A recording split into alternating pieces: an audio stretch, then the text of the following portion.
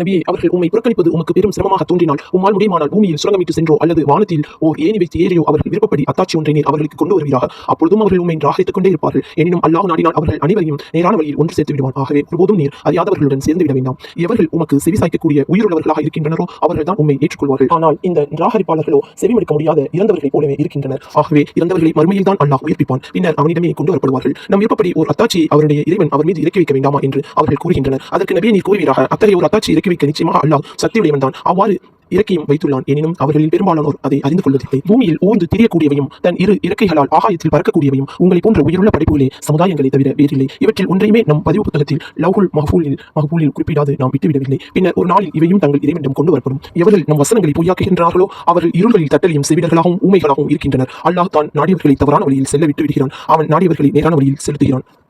நபியே, அவர்களை நோக்கி கூறுவீராக, உங்களுக்கு அல்லாஹ்வுடைய வேதனை வந்துவிட்டால் அல்லது உங்களுக்கு